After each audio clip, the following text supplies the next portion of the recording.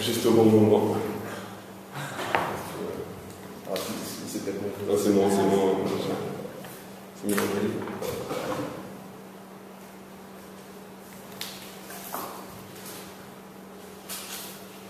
Voilà. Donc, je suis tombé sur le travail, la grande œuvre de David Herman, donc le Story Logic, dans le cadre de mon travail sur la perspective, hein, sur le point de vue dans le récit. Ce qui m'a particulièrement intéressé, en fait, ce qui m'a motivé à lire le livre, c'est justement ce chapitre, le chapitre 8, que je vais vous présenter aujourd'hui sur le modèle de la focalisation hypothétique, qui est en fait un modèle de focalisation globale, ça ne s'occupe pas que de focalisation hypothétique. Le chapitre 8 s'intitule Perspectives au pluriel. Voilà, donc c'est, disons, par l'entrée du chapitre 8 que j'ai pu découvrir la théorie du récit de Herman dans son ensemble, qui n'est pas, bien sûr, qui ne se présente pas comme un produit fini, mais plutôt comme, disons, un premier pas vers un autre modèle de narratologie en termes méthodologiques. Voilà. On connaît Herman, enfin, on le cite principalement pour sa distinction célèbre entre narratologie classique et post-classique. Je pense que c'est pour ça qu'il est le plus cité. Et c'est vrai qu'il est un bon représentant de ce tournant-là. Voilà. Alors, il y a deux textes qui traitent de cette notion de focalisation hypothétique. Un premier texte titré Hypothetical Focalization, qui date de 1994. C'était un article, et un second texte donc, qui constitue le chapitre 8 de notre Story Logic, qui est, disons, une version plus aboutie de ce texte de 94, avec beaucoup de reprises, mais pas mal d'ajouts et quelques modifications. Un texte plus conséquent. Donc c'est cette deuxième version du texte qu'on va prendre comme référence ici. Voilà, alors la focalisation hypothétique, elle est souvent évoquée par les narratologues. C'est disons une notion qui est souvent citée de manière allusive, mais elle est très rarement étudiée. Ça, j'ai pu le constater dans mes recherches.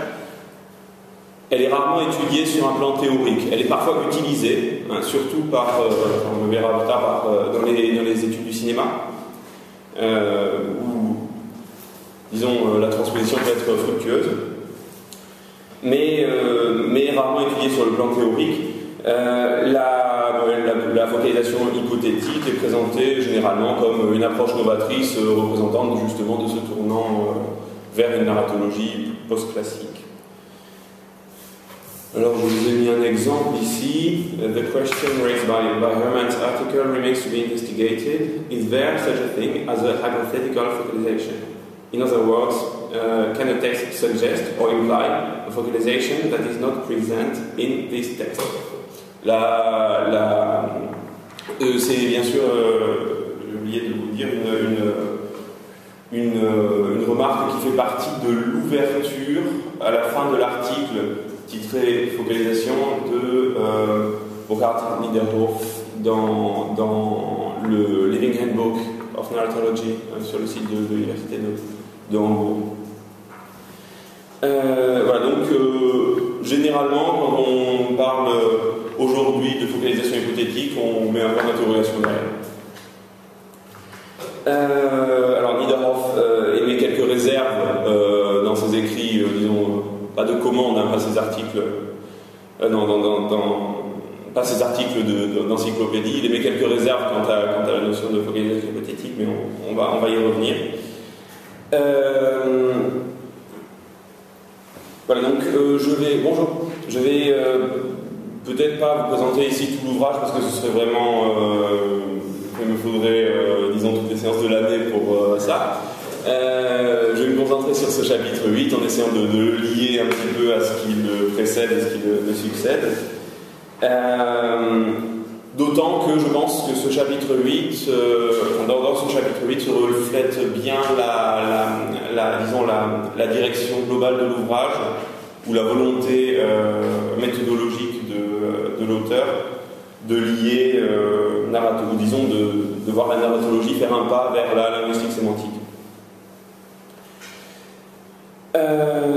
Et l'apport de cette démarche, à son tour, se reflète bien dans le chapitre 8, c'est-à-dire qu'elle permet d'appréhender des possibilités du récit jusqu'alors dans l'angle mort de la narratologie classique ou des typologies existantes.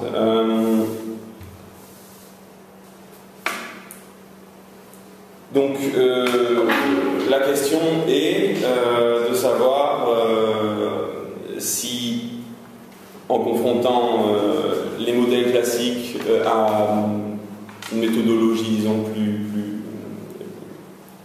cognitiviste en l'occurrence, c'est-à-dire post-classique, si on ne tombe pas dans le piège que Prince évoque dans un écrit qui a été souvent cité dans ce séminaire, de savoir si la narratologie classique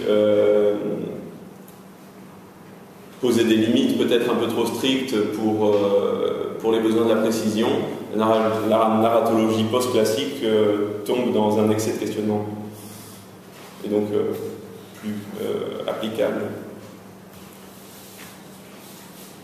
Donc, dans ce sens, je vais vous proposer trois sections ici. Dans un premier temps, je vais évoquer le modèle global de perspective, de prise de perspective dans lequel l'auteur entend intégrer son concept de focalisation hypothétique. Ensuite, je traiterai de la focalisation hypothétique elle-même, plus précisément, parce que c'est une catégorie qui se ramifie énormément. C'est vertigineux. Donc, focalisation hypothétique comme une proposition d'élargissement de la typologie et de la méthodologie. Et enfin, on va évoquer en dernière partie les critiques qui ont été émises, les rares critiques qui ont été émises et les critiques ou les questions qu'on pourrait se poser par rapport à cette idée. Et ensuite, on verra à l'aide du petit exemple de Lovecraft ce qu'on peut en faire rapidement, si on peut essayer d'en faire quelque chose en quelques minutes. Donc, premièrement, modèle global de la perspective. Donc ici, je vais essayer de discuter des enjeux et de la place de l'étude de la perspective aux yeux de l'auteur. Donc le chapitre intitulé Perspectives constitue l'avant-dernière partie de la seconde moitié de l'ouvrage, dédié aux principes généraux à l'œuvre dans la construction d'un monde par le récit. Je vous ai mis ici le sommaire. Donc, ces principes généraux sont ceux dont il traite en partie 2, les macro-designs, et la perspective en italien se retrouve entre spatialisation et contextual anchoring. Donc entre le traitement de l'espace et la problématique du rapport à l'audience. Alors ce placement n'est pas fortuit parce que on va le voir, je pense, même si c'est pas explicitement annoncé, je pense qu'il y a une dominante perceptive dans la notion de perspective que développe Harman. Et c'est en fait à ce titre qu'elle se retrouve intrinsèquement liée au traitement de l'espace. Il ouvre son chapitre 8 en tentant de lier les problématiques de perspective et d'espace.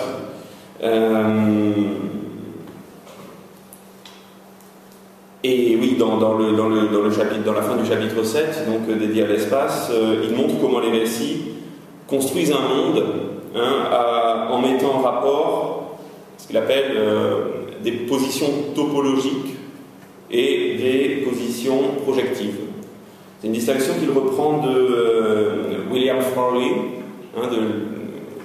de la linguistique sémantique, manifestement une influence déterminante pour Herman, tant au niveau contenu qu'au niveau méthodologie. Ainsi, rapidement, en fin de chapitre 7, il évoque un exemple tiré d'une œuvre d'Hemingway, un exemple de position topologique serait la rue de l'Odéon, donc un positionnement disons absolu, et un exemple de position projective serait to your right. Donc voilà, par rapport à un sujet, une sorte de d'exis en fait. Donc ce rapport entre position topologique et position projective contribue à situer une conscience dans un monde, ce qui est le premier pas vers la focalisation. En fait. Donc l'enchaînement se fait assez simplement. Donc ici on voit que la construction de position projective est tributaire d'une perception et se fait donc par focalisation, je cite. Narrative is one of the principal means of building and communicating projective locations, such location being indexed to a particular perspective vis-à-vis the story world. Spatialization in narrative is thus inextricably interlinked with the problem of perspective. Le lien se fait, l'enchaînement se fait de manière assez fluide. On peut suivre Herman sur ce point. Donc le modèle d'étude de la perspective qu'il propose est, comme bien d'autres, une reprise avant tout de la typologie classique de Genette. On a vu ça dans ce que Wolf Schmidt appelait ironiquement la perspectivologie. Il y a une espèce de sédimentation, disons, de plus de 50 ans là, de diverses typologies, mais les points de départ sont en fait souvent les mêmes, souvent Genette. Donc il part de la distinction classique donc, de Genette entre voix et mode, qui doit donc séparer le narrateur du focalisateur. On note qu'il cite la distinction ou le couple de questions présentes dans le discours du récit et pas dans le nouveau discours du récit. C'est-à-dire qui voit contre qui parle et non qui perçoit contre qui parle. Je pense que c'est intéressant de le relever ici parce que je crois peut-être nous permettre d'évoquer sinon un angle mort, une petite dominante dans son modèle de la perspective. C'est ça, une dominante visuelle. Oui, dominante spatiale, visuelle, oui.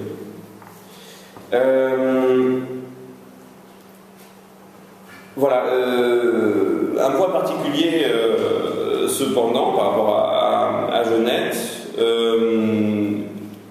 ici Herman élargit plus le champ de la focalisation qu'il ne cherche à remanier la typologie de Genette. Il laisse même certains points dans l'indétermination totale.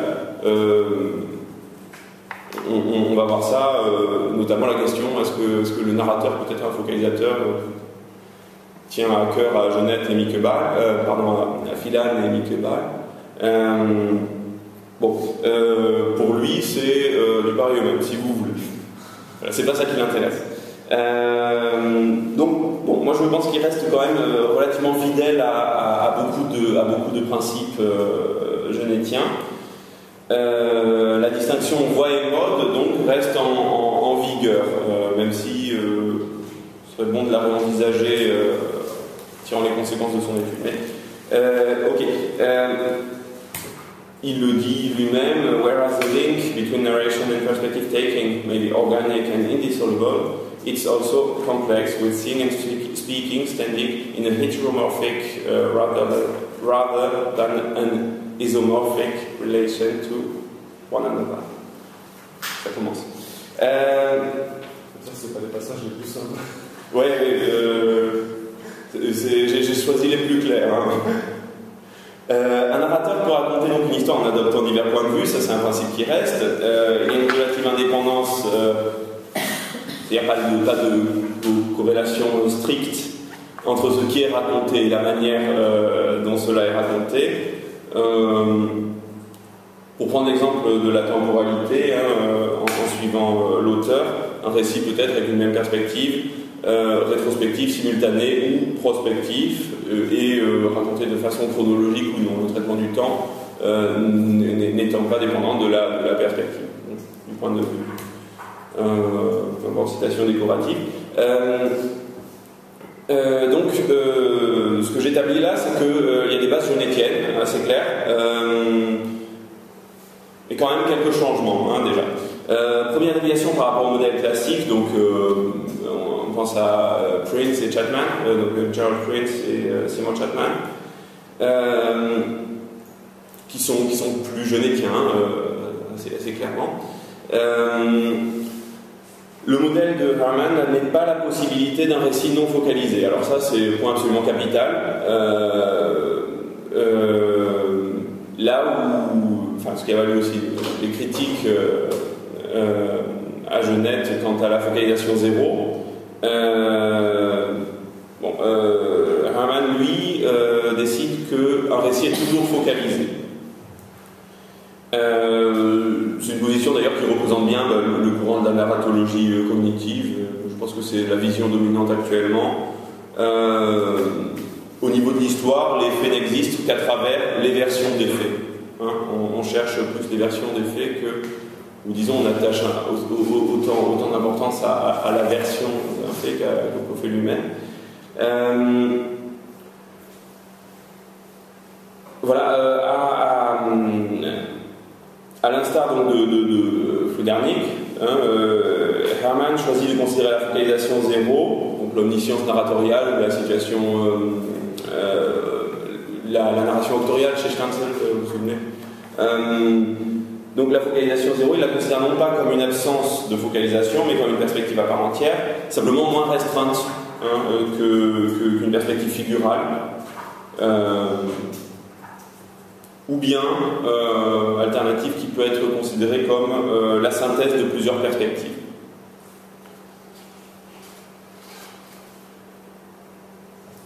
Il n'y a donc pas de récit sans perspective, seulement des conditions de perception plus ou moins restreintes. L'insistance de Genette sur ce point n'est pas un simple de Harman sur ce point n'est pas un simple jeu sur les mots. C'est un point qui a son importance par rapport au modèle qu'il va proposer et qui constitue la seconde différence avec le modèle de Genette. Il renonce à un modèle binaire, à des distinctions binaires entre focalisation externe, focalisation interne et focalisation zéro. Il n'y a pas trois situations pour lui, mais une échelle de situations avec ces trois pôles dessus. Et on tend plus ou moins vers l'une ou l'autre. Il propose donc de substituer au modèle binaire un modèle scalaire. Et ça, c'est absolument fondamental aussi pour comprendre son modèle et la notion même de focalisation hypothétique, en fait. Donc sur ce point, il est plus proche, parce que l'idée n'est pas nouvelle, il est plus proche de Steinzel que de Genette. Vous vous souvenez de mon cercle typologique, je vais déchaîner les passions l'an dernier. Voilà, alors Steinzel nous situe les situations narratives quelque part sur le cercle, pas forcément sur l'un des pôles. Donc un récit, sauf cas particulier, est hybride. Là, c'est une situation narrative et hybride. Se trouve entre deux pôles. C'est difficile, je pense, quand on avait essayé la dernière fois de trouver ce qui correspondait exactement à chaque pôle. Voilà, on avait des choses qui s'en approchaient, mais...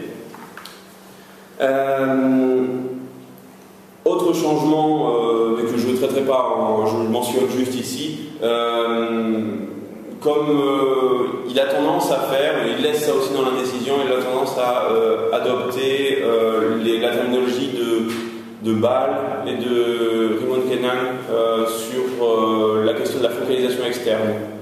Genette a été aussi assez critiqué pour la focalisation externe, les écrits de Rabatel sont les derniers du cercueil, je crois.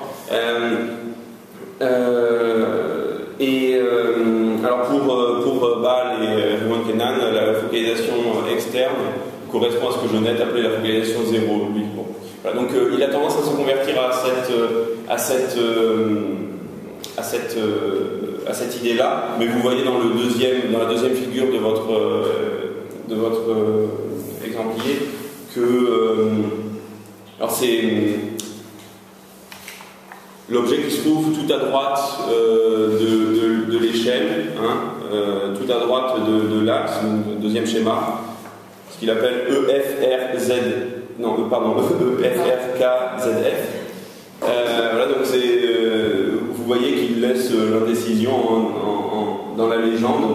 C'est soit la focalisation externe au sens de Rimon Kenan et de Baal, soit la focalisation zéro au sens de Genette. Donc, comme vous voulez. Ce qui est intéressant, c'est que l'auteur, Herman ne prend pas position explicitement sur la question contemporaine. Je pense à l'article de Philan qui paraissait en 95, je crois, sur la question de savoir si le narrateur peut être un focalisateur. On peut essayer de déduire sa réponse à partir de son modèle. D'un côté, il veut maintenir une frontière claire entre histoire et discours. On l'a vu dans la citation précédente, ce qui pourrait indiquer potentiellement un non. Mais de l'autre côté, la focalisation n'est pas optionnelle. Donc en l'absence de focalisateur, c'est le narrateur qui prend ce rôle. Moi je pense que ça penche plutôt dans ce sens-là. Bon. C'est un point qui a une importance, pour ça que je l'évoque ici. On le retrouvera dans le cadre de la focalisation hypothétique. Dernier point de divergence par rapport au modèle classique. Sur un point particulier, Herman se révèle être plus genettien que Genette, je suis content de mon expression. Dans le nouveau discours du récit, Genette insiste sur le caractère métaphorique, en réponse aux critiques qui lui ont été faites, de l'import, ou disons de l'emploi des catégories du paradigme verbal. Temps, voix, mode.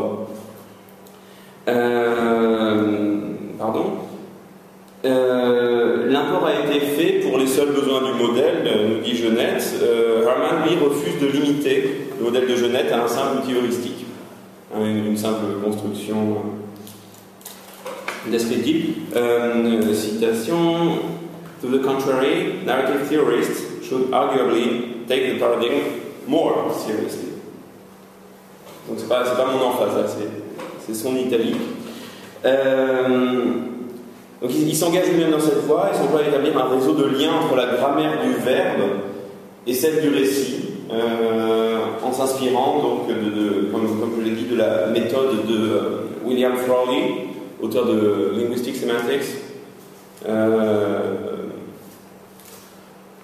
Le résultat est vraiment intéressant et novateur dans le cadre de sa proposition de focalisation hypothétique, au niveau des liens qu'il établit entre situation de focalisation, modes grammaticaux et modélisation. Alors, ce que nous, germanistes, appelons modélisation, qu'il appelle epistemic modality.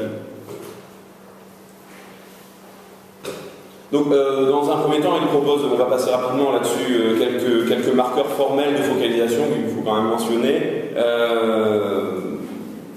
La liste, c'est intéressant de voir que la liste n'est pas du tout exhaustive et que c'est pas avoué, mais il la conçoit manifestement plutôt comme une vitrine de sa nouvelle méthode, de sa méthodologie. Et oui, c'est assez réussi dans le lien qu'il établit entre narratologie et linguistique sémantique. Donc, un premier pas d'une science à l'autre, selon lui. Donc, ces indices formels de focalisation, rapidement, ils sont pas nécessaires à l'économie du chapitre. Ils sont absents dans la version 94. Dans un premier temps, il traite des pronoms, de certains pronoms. Il ne s'agit pas de la question bien sûr de la première et troisième personne qui est réglée depuis, même avant Genève, depuis Booth. Première ou troisième personne comme marqueur potentiel de focalisation. Lui, ici, il considère, en lien avec le traitement de l'espace, les pronoms démonstratifs this et that. Quand même, chose de pas non plus complètement nouveau. Mais il les considère ici comme des marqueurs de focalisation. Parce que ces pronoms positionnent un élément sur un axe proximal distal, donc dans l'espace, de temps ou dans un espace plus métaphorisé. Et ce positionnement se fait bien sûr par rapport à un centre de référence qui est le lieu de la perception. Donc, à ce titre, this ou that sont des marqueurs de focalisation interne. Bon, c'est des considérations qui s'appliquent aussi à l'allemand, mais dans une moindre mesure. On a aussi des pronoms démonstratifs en allemand. Jena, dieser, mais bon, l'emploi est beaucoup moins disons, lourd de sens que ces dates. Par contre, il semble difficile d'appliquer cette considération-là au français. Disons, dans la même classe lexicale. Hein. On a certes cette chose-ci, cette chose-là, mais qui, à mon sens, alors là, c'est vraiment pas lui, hein, c'est moi qui dis ça, mais à mon avis, c'est des éléments qui marquent plutôt l'anaphore que la position sur un axe proximal distal. À mon avis, ce type d'indice là serait à chercher dans d'autres classes lexicales que celle des pronoms. Je pense bien sûr aux adverbes. Deuxième indice formel de focalisation, la définitude de l'article. L'article indéfini évoque quelque chose de nouveau, de connu, de supposé connu, tandis que l'article indéfini évoque quelque chose de nouveau. Au niveau du discours, dans une optique donc communicative, et au niveau du récit, depuis le point de vue d'un focalisateur. Ici, Herman reprend un exemple, probablement l'exemple parfait, tiré d'un article de David Lodge sur un texte de Hemingway, Cat in the Rain. Rapidement, une dame et son mari sont dans une chambre d'hôtel en Italie. La femme aperçoit un chat depuis la fenêtre, il pleut dehors, et décide d'aller le chercher parce qu'elle veut un chat. Elle ne le trouve pas hein, quand elle sort. Elle retourne à la chambre déçue et la perspective change alors. Le point de vue change pour celui du mari. À ce moment-là, la femme de chambre leur rend visite en leur apportant un chat. Je cite, un chat, vu de la perspective du mari. Donc, on en reste là. C'est une nouvelle de 2 pages en fait. Et comme on est passé à la perspective du mari, on reste sur un indécidable. C'est-à-dire, est-ce qu'il s'agit du chat qu'elle a vu ou d'un autre chat? Bon, je ne vais pas rentrer dans la métaphore qui sous-tend le texte, mais voilà, bon, je vais peut-être accélérer, pas donner trop d'exemples, c'était assez clair. Oui, dernier élément par rapport à cette nouvelle de Hemingway, l'ambiguïté justement entretenue, selon David Lodge, par l'absence d'article dans le titre, Cat in the Rain. Quelque chose d'encore moins nouveau peut-être, les verbes de perception au niveau des indices formels, les verbes de perception, d'émotion et de cognition, donc marqueurs d'attitude propositionnelle, hein, pas la peine de développer là-dessus. Peut-être plus, en tout cas plus développé chez lui, la notion de modes verbaux. Sont justement intéressants, c'est pas nouveau non plus, mais ils sont justement intéressants parce qu'ils se révèlent être particulièrement utiles comme marqueurs dans le cadre de la théorie de la focalisation hypothétique. Marqueurs de focalisation et expression de l'hypothèse sont possibles par la manipulation. La manipulation du mode verbal.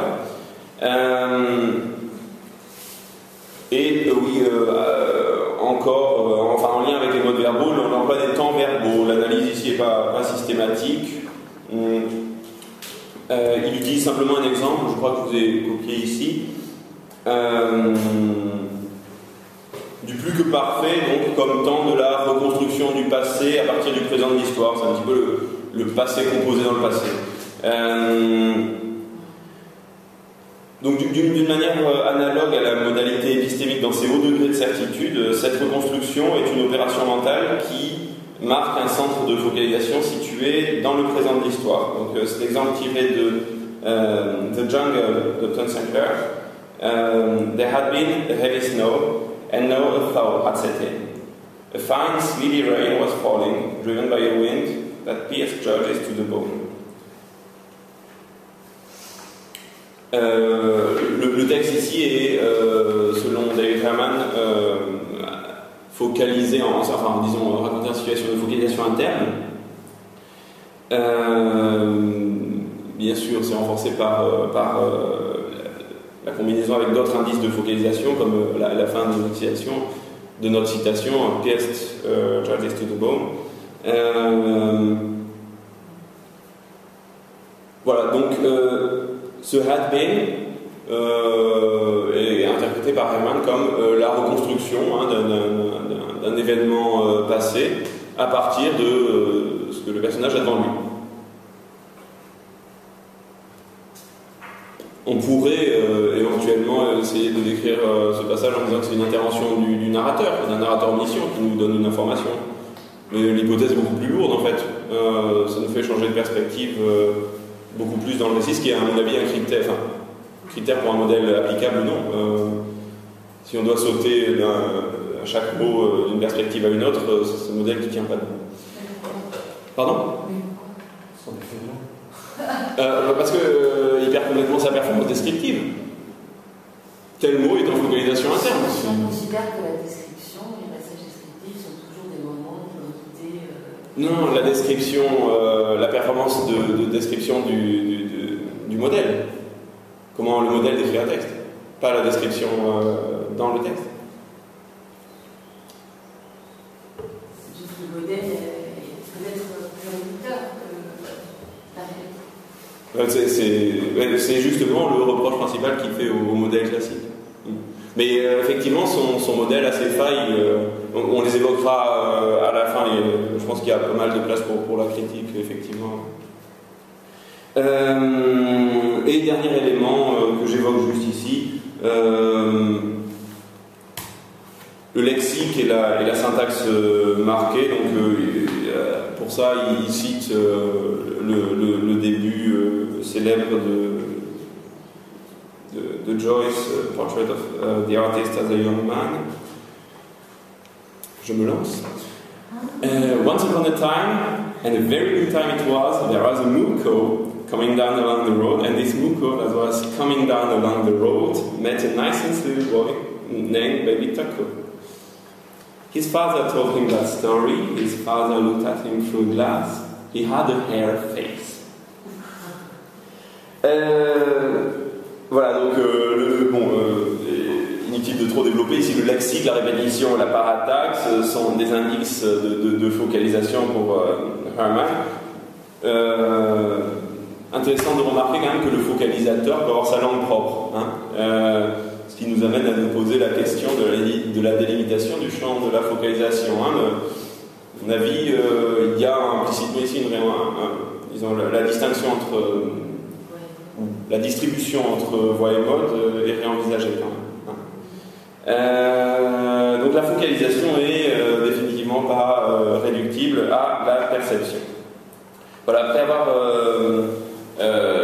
dans ces étapes liminaires posé la base du nouveau, de la théorie globale de la focalisation que propose Herman, de la nouvelle vision qu'il en esquisse.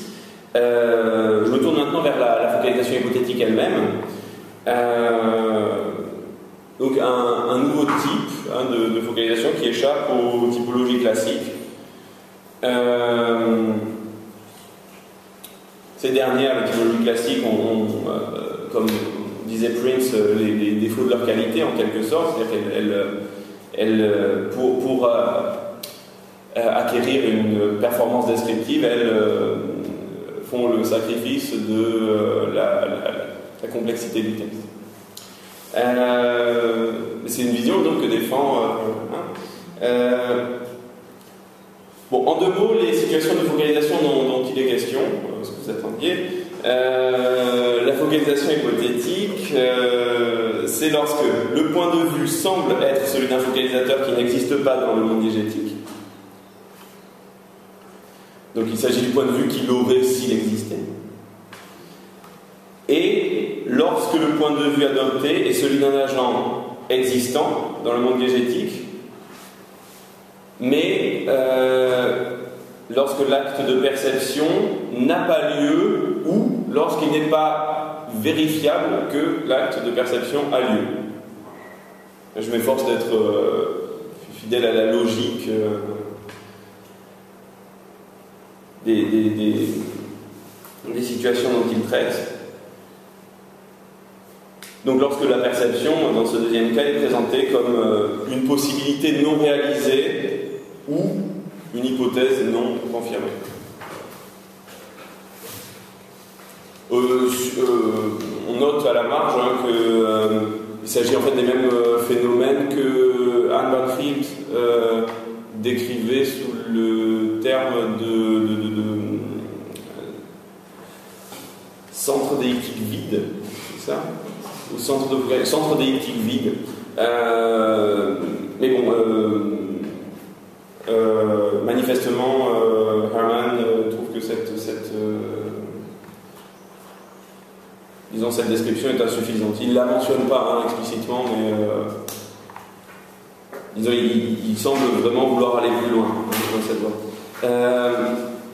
Donc il fonde sa définition de la focalisation hypothétique sur la distinction de Frawley entre reference world et expressed world. Donc dans le cas du récit, appliqué à la science de la narration, le monde de référence est le monde diégétique tel que le lecteur le reconstruit raisonnablement par inférence, donc à rebours du schéma de Schmitt. Je crois que je l'ai copié ici. Vous vous souvenez, mon schéma préféré. Donc, juste rapidement, on reconstruit un monde diégétique idéal à partir des éléments du récit, à partir de ce qui en affleure dans la narration.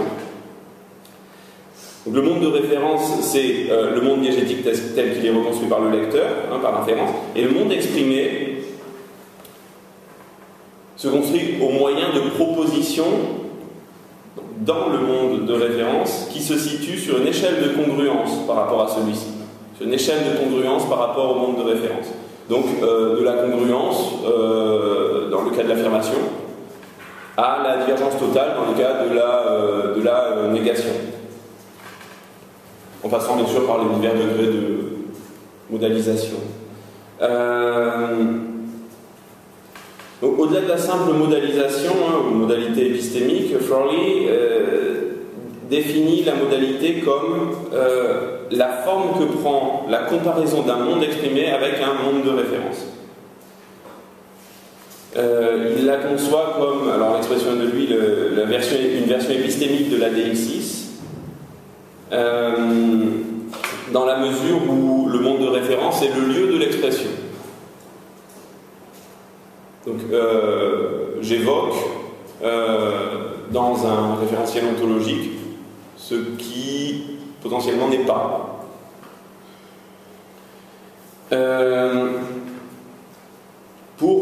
Justement, donc, Herman s'appuie sur cette définition générale de la modalité pour différencier les situations de focalisation. C'est son critère. Et pas que dans le cadre de la focalisation hypothétique. Donc les situations de focalisation correspondent dans le récit à des attitudes propositionnelles qui mettent en rapport monde de référence et monde exprimé. Et il y a focalisation hypothétique lorsque le monde exprimé est présenté comme potentiellement non congruent avec le monde de référence. Donc c'est sans surprise qu'on retrouve le modèle scalaire, hein, qu'il sort simplement d'une échelle de modélisation.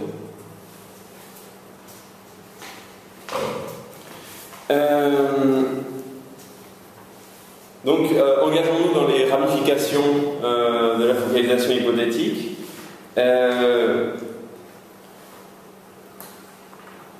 Il établit dans un premier temps une distinction entre les deux grandes classes de focalisation hypothétique en s'inspirant de la distinction à l'œuvre pour la présentation du discours direct et indirect.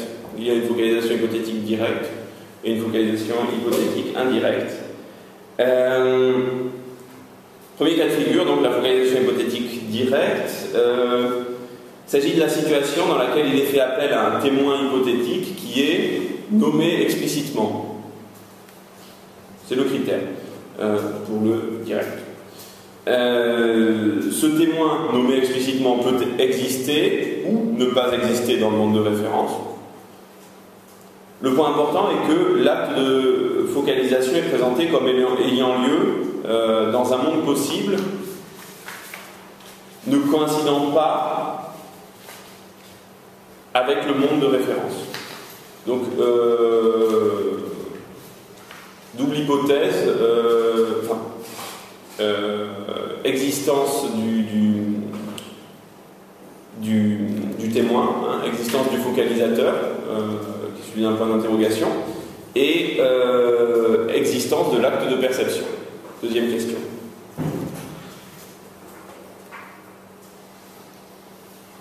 Alors, l'exemple le plus célèbre que cite Herman est un exemple manifeste de focalisation hypothétique directe. C'est le seul, je crois, qui est cité dans la littérature critique. Donc c'est un exemple qui tire de Poe, The Fall of the House of Usher.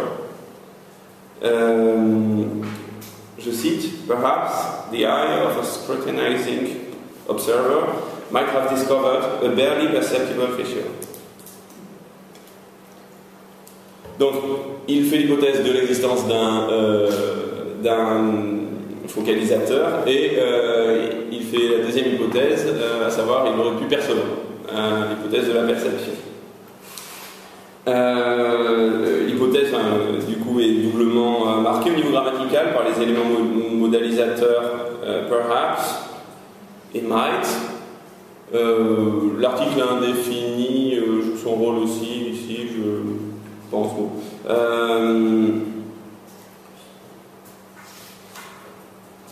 L'attitude propositionnelle du narrateur, en tout cas, est celle d'une adhésion moyenne à la valeur de vérité de son énoncé dans le monde possible exprimé. Might.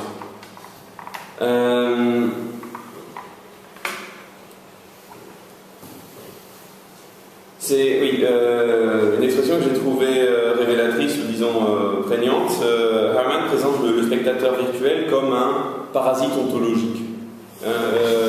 C'est vrai que son statut ontologique pose question. Il le présente comme un parasite ontologique. C'est un focalisateur dans un monde possible non congruent avec le monde de référence. En d'autres termes, il pourrait être focalisateur s'il existait. Donc on note que les théories classiques y verraient sans doute simplement une manifestation de l'omniscience narratoriale, hein, sans évoquer les entorses possibles au code que mentionne Genette. La paralypse pourrait s'appliquer ici. Possible d'admettre que c'est une émanation du narrateur en fait. Un membre du narrateur. Donc là aussi, on voit qu'il envisage quand même en filigrane la distinction entre voix et mode. Alors, la question demeure entière de savoir si ça peut, si son modèle de la focalisation hypothétique peut rendre le narrateur optionnel pour évoquer ce dont on parlait à la dernière séance.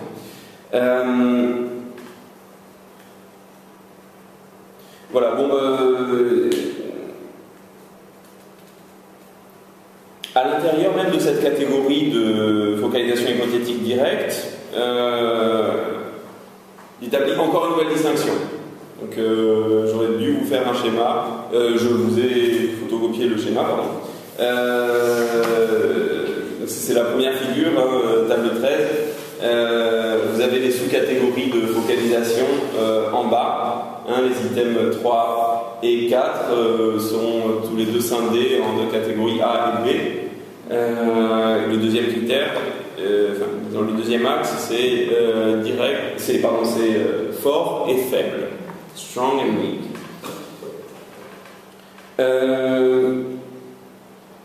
Alors, ce qui sépare fort de faible ici, c'est manifestement la portée de l'hypothèse ou du doute. Hein. Une focalisation hypothétique directe forte, donc fait appel au fameux parasite ontologique, hein, une entité qui n'appartient pas au monde de référence, donc degré de non-congruence élevé. Et dans le cas d'une focalisation hypothétique directe faible, le focalisateur hypothétique existe ou peut exister. Seul l'acte de focalisation est hypothétique dans le monde de référence. Donc on a d'une manière ou d'une autre moins moins de doute. On est moins dans une situation ontologique paradoxale. Selon ce critère-là, la citation de Poe, qui est toujours à l'écran ici, fait usage de focalisation hypothétique directe, forte. J'essaye de ne pas me laisser ma langue fourcher parce que on va se perdre. Alors, un cas de focalisation hypothétique directe faible, on peut le trouver dans un des exemples cités par Harman, tiré d'un ouvrage de Russell Banks, The Sweet Hereafter. Oui. Je cite: The snow continued to fall, and from the perspective of Risa and the others back at the accident site, I must have disappeared into it, just walked straight out of their reality into my own. Donc, c'est assez clair, je crois, la focalisation hypothétique directe faible attribue des actes de perception virtuels à des entités existantes dans le monde de référence.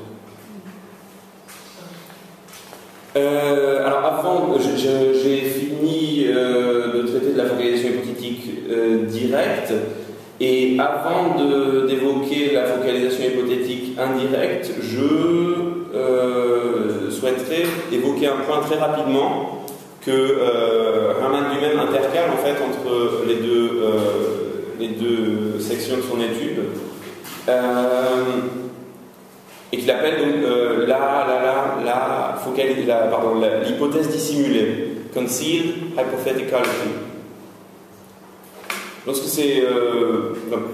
moi, si je devais retenir un élément de la théorie de Harman, je crois que ce serait celui-là, parce que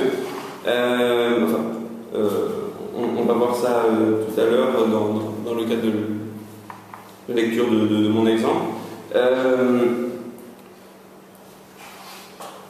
Il s'agit, donc dans le cas de l'hypothèse dissimulée, du cas de figure où une somme d'incertitudes est présentée au moyen d'un énoncé grammaticalement assertif, ou en tout cas qui exprime la certitude.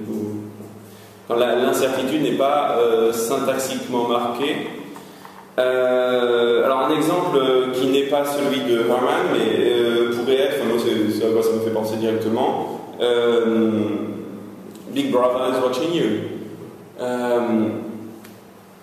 Donc l'usage ici du présent continu suggère que l'énoncé est vrai au moment de son énonciation,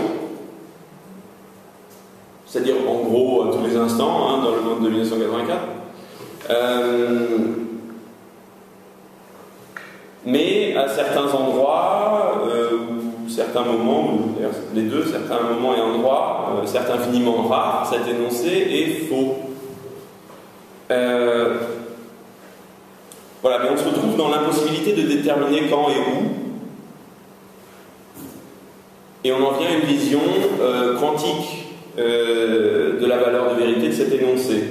Je m'explique. Il est vrai et faux à la fois selon le principe de la superposition d'états en physique quantique. On n'a pas le droit de faire ça. Je suis en train de... Bon bref. Avec certes une probabilité infiniment plus haute pour l'option vrai. Ce qui produit, donc dans les termes de David Herman, c'était pas son exemple, une sorte de confusion paranoïaque entre l'actuel et le réel. C'est une citation que j'ai traduite sans faire attention. Une sorte de confusion paranoïaque entre l'actuel et le réel. Donc je ne résiste pas à l'envie de vous montrer son exemple, hein, qui est aussi assez prégnant. Voilà, bon, moi je pense que ce serait intéressant de pousser l'analogie avec le modèle des sciences naturelles, enfin, particulièrement le modèle de la quantique, cette idée de superposition d'états en lien avec la focalisation hypothétique, je pense, pourrait être vraiment fructueuse. On va essayer de le voir dans le cadre de l'exemple. Donc voilà, j'en ai terminé avec l'hypothèse dissimulée. Je passe à la focalisation hypothétique indirecte. Donc c'est une seconde catégorie qui est sans doute un peu plus complexe ou difficile à saisir. Moi-même j'ai un problème avec un problème de compréhension, même critique. Donc cette catégorie concerne les cas de focalisation hypothétique plus implicites, où l'observateur, le focalisateur virtuel n'est pas nommé, c'est le premier grand critère, n'est pas nommé explicitement. Le lecteur en est réduit à l'inférer. Alors là encore, il peut exister ou ne pas exister dans le monde de référence. Herman cite un roman de Nadine Gordimer, A Guest of Honor. Je cite: Weta was smaller and more limited than Bray, and seen from the distance of the house, as they got further away, their progress would have been a sort of dance. Elle est habituée à jouer là-dessus. Dans un autre roman qu'on étudie en M3, un même personnage est présent, qui pourrait être finalement la narratrice de tout le roman, mais qui n'est pas toujours focalisatrice, est l'objet de surveillance de la police, mais on ne peut l'inférer qu'avec pas une certitude absolue et après coup. Voilà. Donc il y a des descriptions qui ont l'air d'être omniscientes, en fait, après coup, rétrospectivement, peuvent être mises sur le compte de policiers qui la surveillent. D'accord. Ah oui, parce qu'en fait, je pense que ça intéresserait beaucoup Herman, et moi personnellement ça m'intéresse parce que il a le souci vraiment de l'utilité en fait de sa théorie, l'applicabilité. Est-ce que ça peut servir, principalement, je pense que c'est sa principale inquiétude, est-ce qu'on peut s'en servir pour fonder des genres? En tout cas, elle s'en sert sur un plan éthique et politique très bien. Ou fonder ce que selon lui les narratologies classiques ont évacué comme des propriétés littéraires qui transcendent, je vais en parler, le style notamment. Est-ce que ça peut être un style d'écriture, ou alors est-ce que ça peut être un critère qui permet de fonder un style d'écriture? C'est systématisé en écriture de Gordimer, au point d'en devenir un fait stylistique propre par moi. Du coup, la focalisation hypothétique pourrait être une piste. Ça marche quasiment tout le temps, à toutes les pages de roman. En tout cas, dans notre exemple, on retrouve l'expression de l'hypothèse ou du doute dans le mode verbal. Mais la frontière avec la focalisation hypothétique directe est ici très nette. La présence d'un focalisateur n'est pas donnée, elle doit être supposée. Le texte ne donne pas un focalisateur, mais un regard.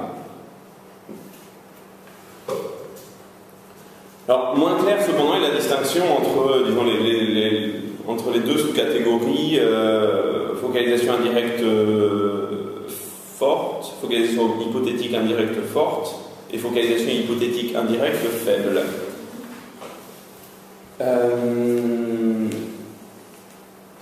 Oui, j'ai simplement recopié, je crois,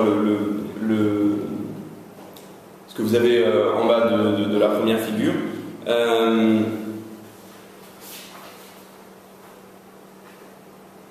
Donc, la focalisation, donc strong indirect hypothetical focalization involves an observer whose existence must be inferred, but whose focalizing acts resist this confirmation. D'un autre côté, weak. La définition de la focalisation indirecte hypothétique forte, dans le désordre, est assez claire selon moi, mais la deuxième définition, celle de la version faible, est beaucoup plus difficile à saisir. Weak indirect hypothetical focalization involves an inferred observer whose focalizing activity the discourse encodes as, to some degree, less doubtful than in the case of strong indirect hypothetical focalization. Donc, la seconde catégorie est définie par rapport à la première. Elle relève plus de l'appréciation, alors que. Enfin, c'est comme que à la fois il y a de l'encodage discursif et en même temps ça relèverait d'une appréciation du lecteur. Alors que la première, concernant la focalisation indirecte hypothétique, j'ai l'impression qu'elle est plus structurelle.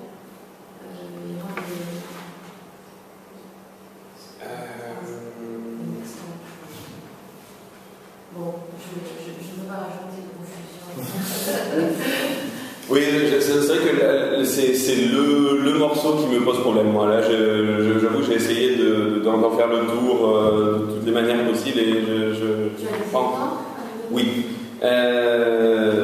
Bon, mais je voulais juste souligner le fait que c'est une catégorie qui est, à mon avis, pas définie assez rigoureusement. D'un autre côté, on pourrait m'objecter quand je dis ça que son modèle est scalaire, donc qu'une définition relative est possible. Alors ça, j'en ai bien conscience, mais je ne sais pas, c'est peut-être mon côté jeunetien ou classique. Je pense que c'est difficile de tracer une ligne. Il faut faire un test. L'exemple de Gordimer correspond à la version forte. Et voilà le pendant faible, un exemple du pendant faible tiré d'une nouvelle de Elizabeth Bowen, titrée Her Table Spread. Le personnage principal imagine une relation hypothétique avec un des officiers de marine, dont on peut raisonnablement inférer qu'il est ici dans ce passage le focalisateur. Je cite: dinner was being served very slowly, candles possible to see from the water, well lit now. Deux facteurs relativisent le caractère hypothétique. Donc, encore une fois, la distinction entre fort et faible, c'est le degré d'hypothèse, hein, le degré de doute, le degré de congruence entre le monde exprimé et le monde de référence. Et ici, pour essayer d'aller dans le sens de Herman, il y a deux facteurs qui relativisent le caractère hypothétique de ce mode de focalisation. Alors d'une part, le fait que le lieu d'origine du regard coïncide avec la position probable de l'officier. Et d'autre part, l'opérateur modal possible qui n'exclut pas la réalisation en fait,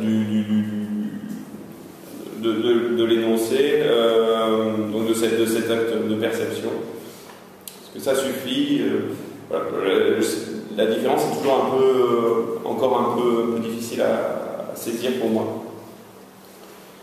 Par contre, donc Herman fait une remarque intéressante quant à la focalisation hypothétique en général. Le passage de Bowen correspond selon lui à un fragment de monologue intérieur, cas dans lequel la focalisation hypothétique joue un rôle particulier. Je crois que oui.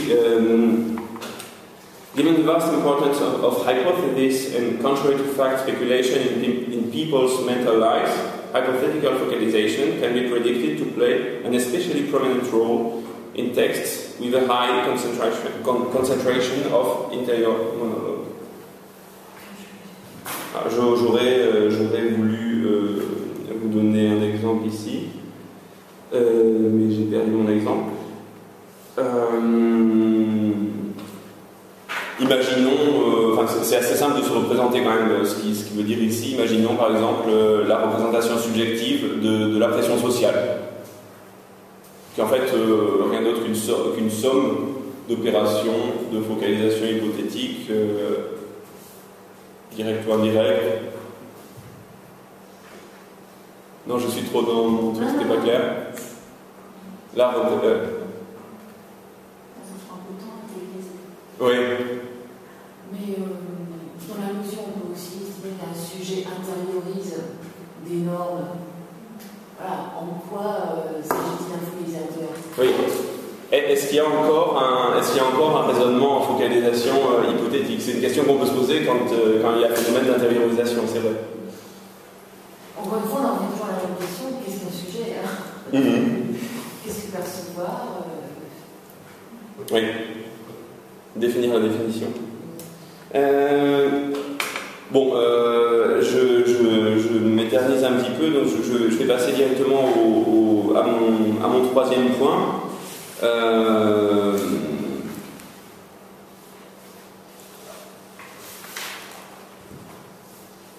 Le lien avec la théorie des mondes possibles, parce que bon, c'est un lexique qui jalonne quand même la théorie de Herman. Alors c'est de loin la partie la plus compliquée de l'étude, peut-être la moins accessible pour moi qui ne suis pas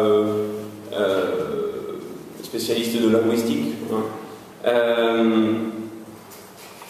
Alors, Herman établit le lien entre sa théorie et la théorie des mondes possibles appliquée bien sûr au récit par le vecteur de la sémantique linguistique.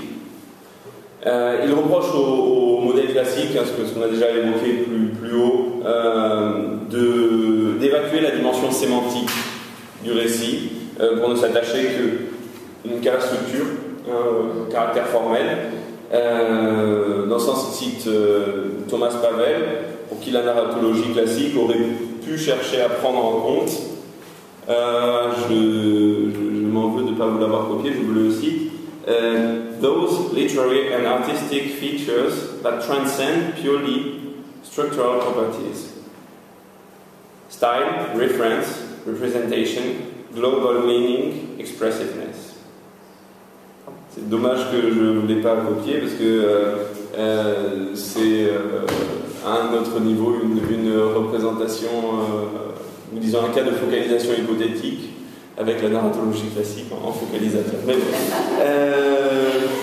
ce serait une focalisation hypothétique directe faible ici. Bon, vous voyez, c'est un peu obsédant. Herman s'appuie sur l'idée d'opacité référentielle de Willard Quine pour mettre en lumière le fait que le sens d'une proposition est largement tributaire du modèle du monde pris comme référence. Oui, en fait, à partir de l'idée d'opacité référentielle de Willard Quine,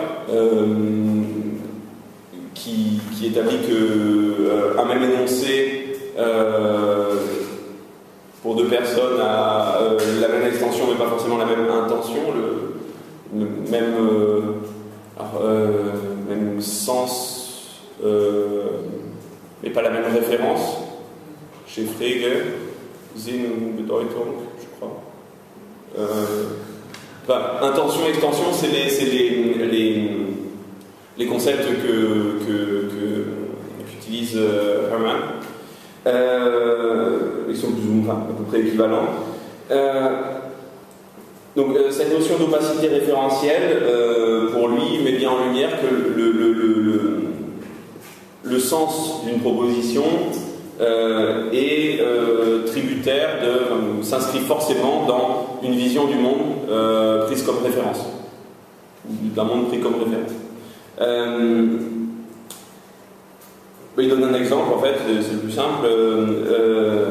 Deux énoncés, Marie aime Bruxelles et Marie aime la capitale de la Belgique. Alors, Bruxelles et la capitale de la Belgique peuvent désigner deux villes différentes si Marie pense que Bruxelles est en Hollande. Donc, de signifier intentionnel avec un S, différent.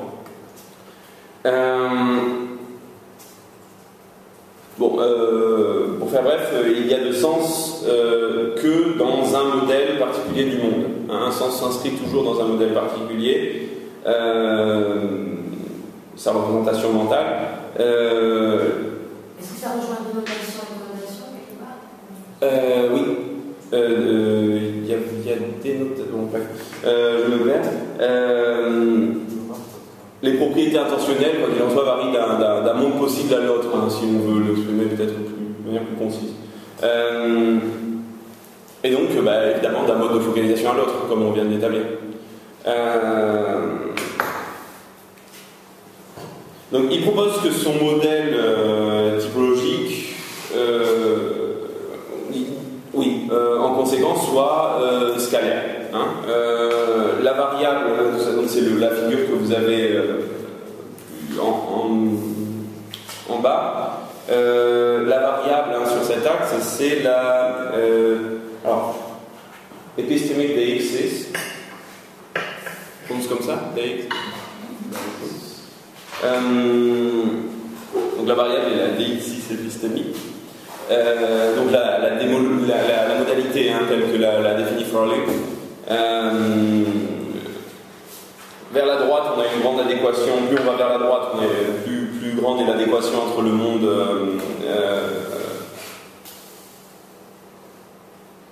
exprimé, le monde de référence dans la vision du focalisateur, et plus on va vers la gauche, plus on a une adéquation, disons, qui est moindre. Si on regarde rapidement le schéma, la focalisation zéro ou externe pour Riemann, Kenan et Bâle se situe à un point de haute congruence entre le monde exprimé et le monde présenté. La focalisation interne, dans ce cas-là, il y a un ancrage dans un modèle du monde si la focalisation est fixe. Dans plusieurs modèles du monde alternativement s'il y a focalisation variable, dans plusieurs modèles du monde à la fois s'il y a focalisation multiple, pour comprendre les distinctions de Genette. Comme il y a plusieurs modèles du monde, comme un modèle du monde est toujours fini, il y a une congruence qui est moindre par rapport à la focalisation zéro. Il aurait dû faire un axe parallèle parce que sa focalisation, sa focalisation interne et sa focalisation externe dans le sens classique genettien, c'est difficile de les positionner là parce que eux-mêmes couvrent une part importante de l'axe, je trouve. C'est difficile de situer la focalisation externe là, il y a tellement de types de focalisation externe, et pareil pour la focalisation interne. J'allais royalement glisser sur la difficulté, mais effectivement, j'ai du mal à comprendre comment il positionne la focalisation externe. Il aurait dû laisser en dehors, il n'aurait pas dû inclure focalisation interne et focalisation externe, parce que là, il simplifie le modèle, alors que il accorde beaucoup plus de complexité et de nuances à son propre modèle. Et oui, mais son propos est vraiment étonnamment plus subtil que son schéma, je pense. Mais je pense qu'il va falloir... moi, j'ai déjà quelques propositions pour écouler un petit peu, disons, expérience de pensée. Et on remarque que ces formes de focalisation hypothétique aussi, il les place tout à gauche. Ça aussi, oui, moi c'est surtout ça. On est bien dans un monde de référence, c'est pas le monde réel, hein. On est bien dans un système logique. Hein. Oui, absolument. Donc, un narrateur fou, par exemple, qui invoquerait un témoin indirect de notre réalité, donc le monde possible serait plus congruent avec la réalité, mais serait moins congruent avec son système. Absolument. Ouais. C'est l'exemple célèbre ça rejoint l'exemple célèbre de Marie-Laure Ryan, le cerf bleu, hein, le principe de minimal departure. C'est-à-dire,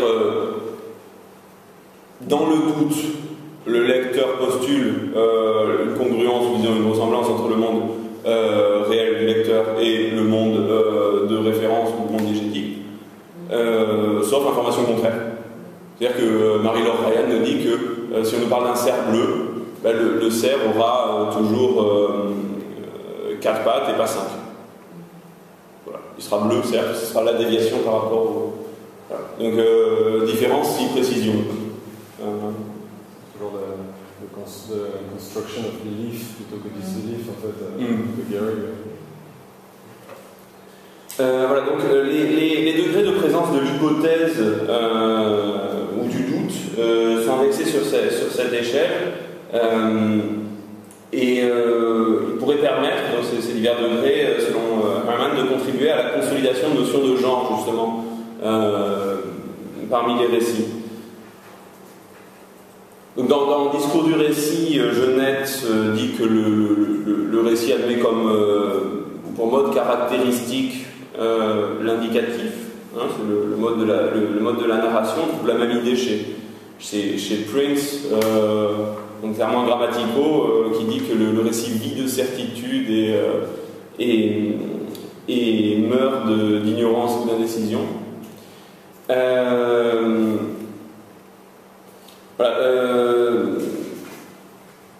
et donc si on veut aller plus loin, le récit meurt de focalisation hypothétique, de trop de focalisation hypothétique. On étouffe le récit, on étouffe le caractère narratif en utilisant trop ce procédé-là. Et alors, curieusement, Herman semble ne pas aller contre cette idée.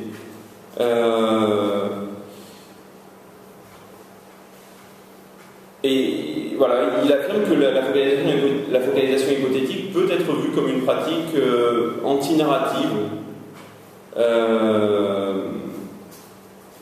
et contribuer dans ce sens à une esthétique subversive. Mais l'idée n'est pas vraiment nouvelle. Je pensais à une chose que j'avais rencontrée plus tôt qui m'a beaucoup disons qui est revenu pendant la lecture de Herman. C'est un critique, donc Beda Aleman, un critique suisse, qui analysait le procès de Kafka, parlait dans les années 60, je crois, enfin, c'est un vieil écrit, d'un style narratif hypothétique pour Kafka, qui le caractérisait. Donc il essayait de fonder son esthétique là-dessus. Hypothétischer Erzählstil.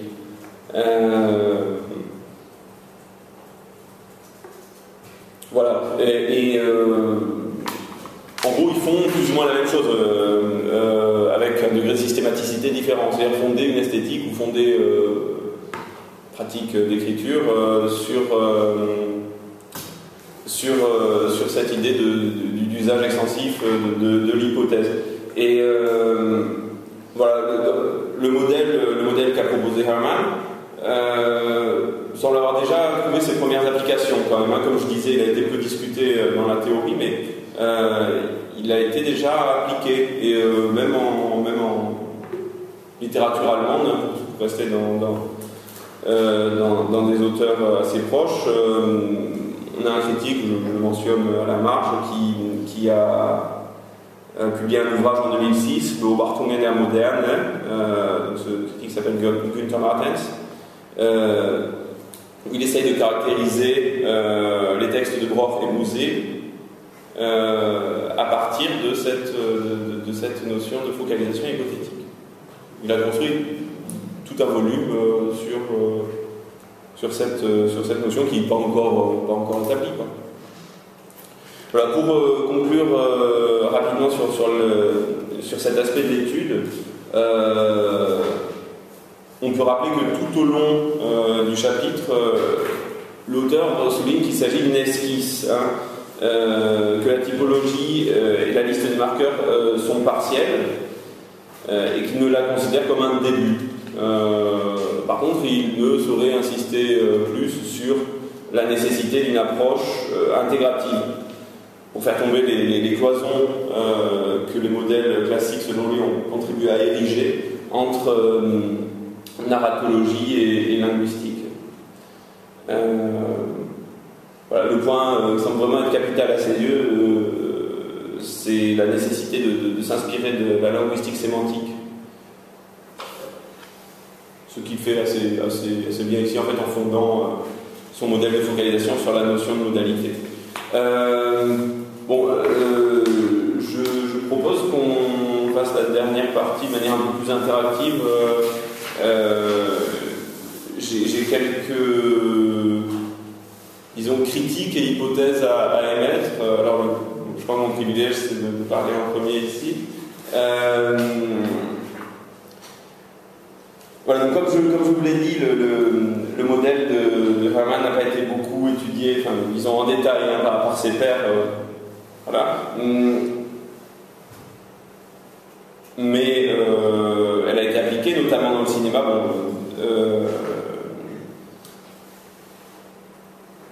Elle fait partie, bien sûr, de tous les bons catalogues des innovations en manière de théorie du point de vue depuis le milieu des années 2000, notamment l'encyclopédie Routledge, que David Hermann a coécrit ou co-dirigé. Elle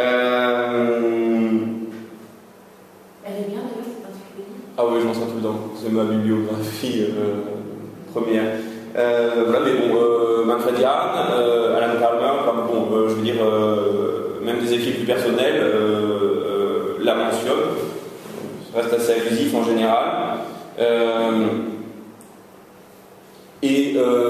Ce que j'ai remarqué aussi en lisant ces petites évocations de la focalisation hypothétique, c'est qu'on en retient généralement que l'idée de focalisation hypothétique sans ces sous-catégories et sans le modèle plus englobant de la perspective que propose Hermann. J'ai trouvé néanmoins une critique qui vient de Burkhard Niederhoff que je citais en introduction. Voilà, une critique qui n'a pas été émise sur le Living Handbook, dans l'article Focalisation du Living Handbook, mais dans un ouvrage qu'il a coécrit, qui s'appelle Handbook of Narratology, donc originalité. Donc, il y oppose en 2 pages, il oppose à Hermann en citant à nouveau son exemple tiré de Pau, le premier,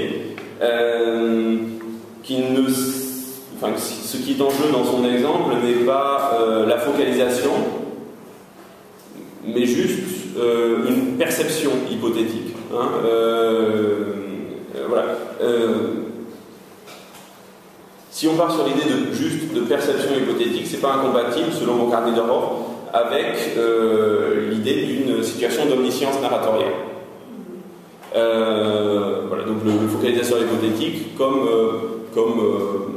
une émanation du narrateur. Voilà. Je précise que Niederhoff ne conteste pas, il ne voit pas l'intérêt d'un épaississement de la terminologie comme ça, d'une expansion du modèle assez coûteuse, là, qui complique les choses, alors qu'on a déjà de quoi décrire cette situation, même si il ne conteste pas la possibilité d'envisager une focalisation, des situations de focalisation hypothétique. Et vraiment, il parle que de cet exemple. Voilà, je mentionne cette critique de Niederhoff parce qu'elle fait écho à une question plus générale moi, que je me pose, quant au modèle scalaire. Si on reprend l'exemple d'Elizabeth Bowen, je crois que je l'ai remis, non? Oui, si. Le mode de focalisation général du passage nous dit David Herman, page 319, non, c'est pas l'exemple. Bowen.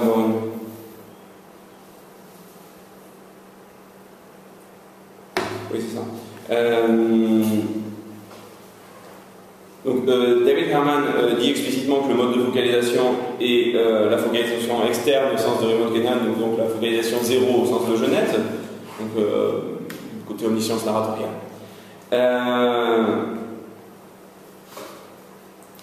Et alors, dans le cadre de cet exemple que je vous laisse relire,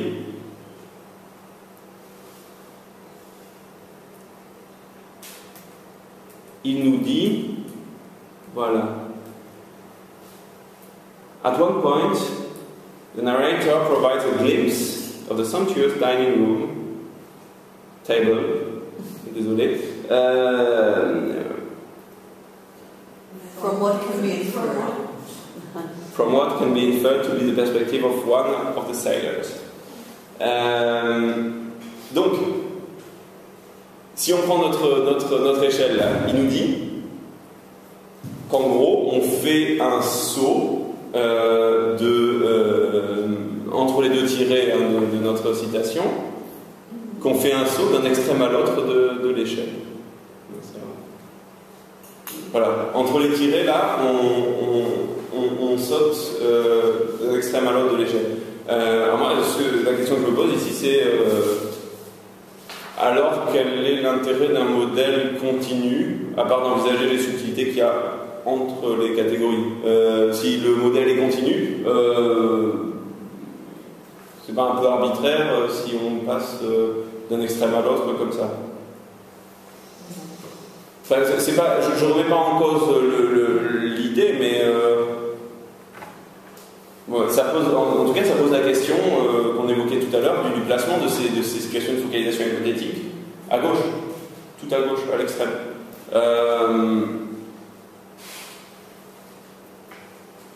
Voilà, bon, ça m'a étonné dans le cas d'un modèle qui présente sa continuité comme une vertu, hein, c'est le grand écart appliqué à la focalisation. Donc, d'où ma question, justement, pourquoi ne pas avoir fait de la focalisation hypothétique un sous-type des focalisations, disons des autres situations de focalisation qu'il admet, c'est-à-dire soit, j'aurais tendance à dire externe au sens de Bâle et interne. Parce que si on y réfléchit, il y a un point qui ne traite pas, c'est que le focalisateur hypothétique peut être introduit par un personnage ou par un narrateur. Et ça pourrait être quand même un critère pertinent, je pense. Si on rangeait la focalisation hypothétique de Bowen dans les sous-catégories des focalisations narratoriales, des focalisations externes, on garderait la continuité du modèle. Dans cet exemple, c'est la seule mention de ce possible témoin.